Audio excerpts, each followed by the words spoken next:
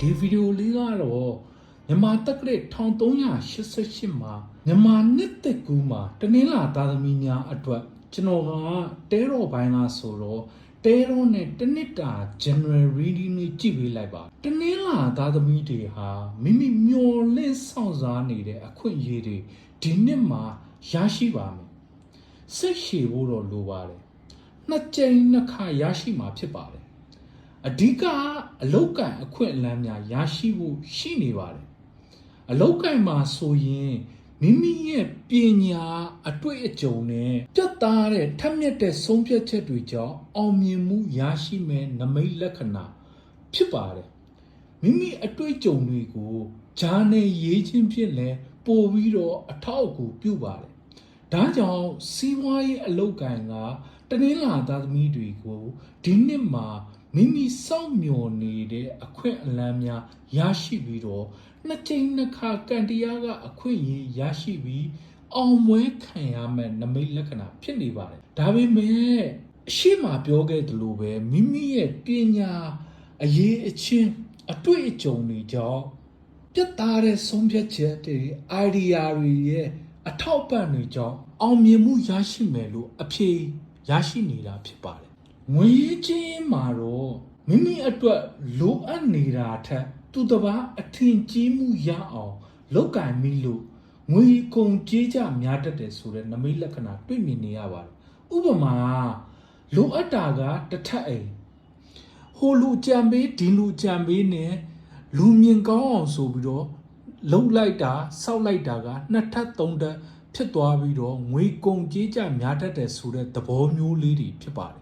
ဒါအပြင်ကလေးရှိသူများအတွက်ကလည်းဒီနှစ်မှာကလေးတွေအတွက်ငွေကုန်ကြေးကြများတတ်ပါတယ်ဒါပေမဲ့ဒီလိုငွေကုန်ကြေးကြများနေတာက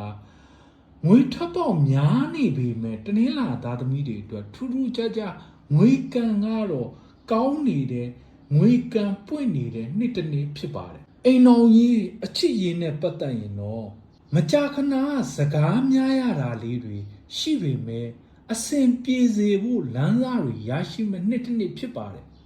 အချစ်ရေးမှာစမ်းပွင့်နေတတ်ပါတယ်စမ်းပွင့်လုံးလို့အချစ်တွေတော်များနေတတ်တဲ့နှစ်တစ်နေ့ဖြစ်ပါတယ်အိမ်တော်တွေများအထူးဂယူးဆိုင်ရမယ်နှစ်စင်ကျင်ရမယ်နှစ်ဖြစ်ပါတယ်စင်ငယ်တွေအတွက်ကတော့မြန်မြန်ဆန်းဆန်းနဲ့လှုပ်ရှားလိုက်တာနဲ့အချစ်တစ်ခုကိုစတင်ပိုင်ဆိုင်မဲ့နှစ်တစ်နေ့ဖြစ်ပါတယ်ကျမ်းမာရေးမှာစိတ်ပိုင်းဆိုင်ရာအထူးဂရုပြုရပါမယ်။ရာသီဥတုကလည်းပူကြတဲ့ကက်ကလည်း the full ဇုတ်ထိုးကက်ဆိုတော့စိတ်အတက်ကြတွေများနေတတ်မှာအေကံဖြစ်ပါတယ်။ဆေးရတာတွေရှိပေမဲ့အဓိကစိတ်ပိုင်းဆိုင်ရာကြောင့်ဆက်နွယ်ပြီးတော့ပြဿနာဖြစ်လို့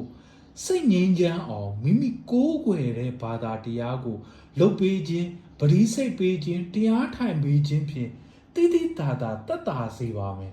လမ်းသွားရင်လည်းသတိထားပါချီကြော်တာအပေါက်ကျွန်းတာခွေးကိုက်ခံရတာတွေဖြစ်တတ်ပါတယ်ဒါကိုကန်ဆိုးတယ်လို့တော့မထင်လိုက်ပါနဲ့overall ကြည့်လိုက်မယ်ဆိုရင်တနင်္လာသားသမီးတွေအတွက်ကံကောင်းနေတဲ့နှစ်တစ်နေ့ဖြစ်ပါတယ်ဒီထက်ပိုပြီးတော့မိမိရဲ့ကံကြမ္မာကိုအသေးစိတ်သိလို့တယ်ဆိုရင်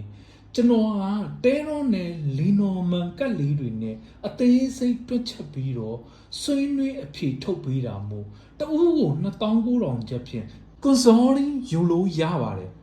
ကျေးဇူးတင်ပါတယ်